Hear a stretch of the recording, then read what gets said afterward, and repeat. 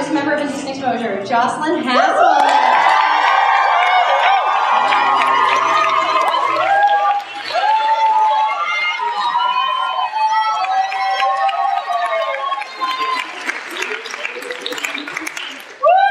Good evening, friends. Happy Thursday, or as they would say in my German class, das Bier schmeckt gut.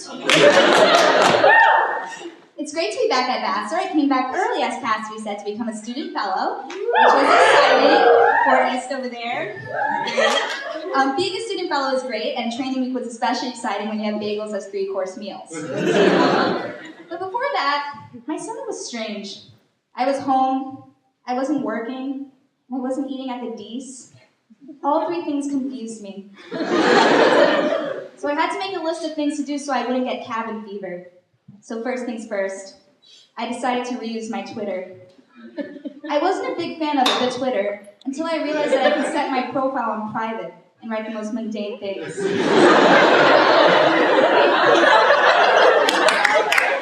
that's exactly what I did. Over time, though, my Twitter went from mundane to very strange. My Twitter involved hard-hitting questions like, "Where is Chamillionaire? Is he okay?" I don't know if Chamillionaire is still okay. I also had statements like, "If you ever need to find me during a family party, I stand next to the Tostitos bowl almost 90% of the time." But finally, I decided that my Twitter frenzy had to end when I tweeted my conspiracy theory about Fergie's unborn child being the Antichrist. So I decided to do the next important thing and walk my dog, mostly because I have an awful hierarchy of priorities. Well, my dog's name is Teddy, but before we got him, his name was Pedro. So I like to do this thing where I sit in my living room and I whisper, Pedro, over and over again to see if he remembers his lost identity.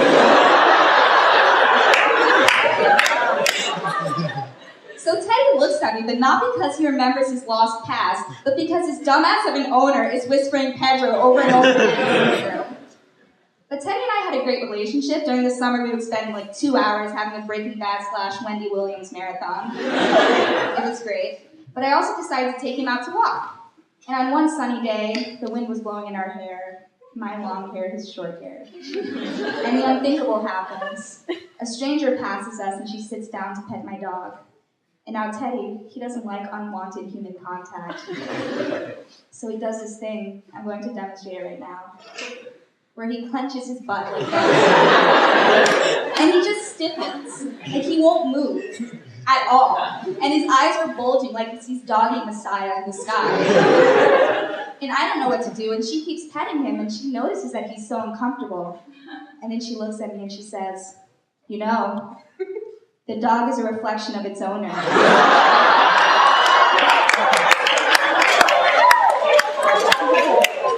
And so I sit there, not knowing what to do, mostly because I was about to be psychoanalyzed by a complete stranger. And so I let it happen. And she continued, she said, "Yeah, your dog's afraid of the world. He's just hiding for comfort.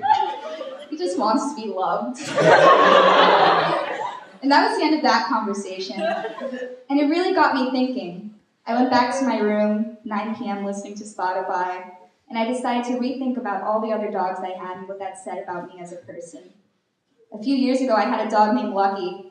He tripped on himself while running, and occasionally, he choked on his saliva.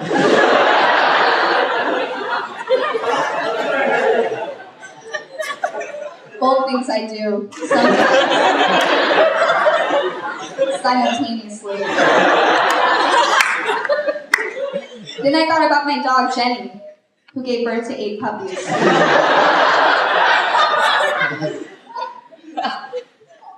And finally,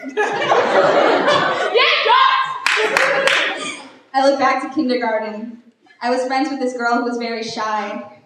And one day, she decided to reveal her deepest, darkest secret to me. We were playing with glue and glue only. And she looked at me, and she said, "Jocelyn, can I tell you a secret?" And I said, "Yeah, tell me the secret." "Are you sure you can tell you the secret?" And I said, "Yeah, tell me the secret." And then finally, she looks at me and she says, "Jocelyn, I'm a werewolf." do. Not because I didn't believe her, but because I believed her completely. And I didn't know what to do, so at night during full moons, I would keep my window open in hopes that she would come in and we could eat mac and cheese and maybe watch Family Matters. I don't know. She never came. She was an awful friend. Also, there was just a lot of peer pressure involved with becoming a werewolf. It's a lifelong commitment, and also it involved having more facial hair than I already had in kindergarten.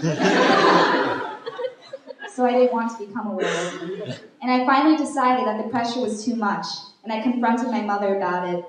She was upset because I was so naive, but my father, a patriotic cop, told me that I couldn't be friends with the werewolf, because werewolves are Canadian, not American. And so finally, I opened my eyes. It was 2013 and I was in my room. The Trojan ad on Spotify was playing. And I realized I'm just a shivering chihuahua trying to find my place in the world. Thank you.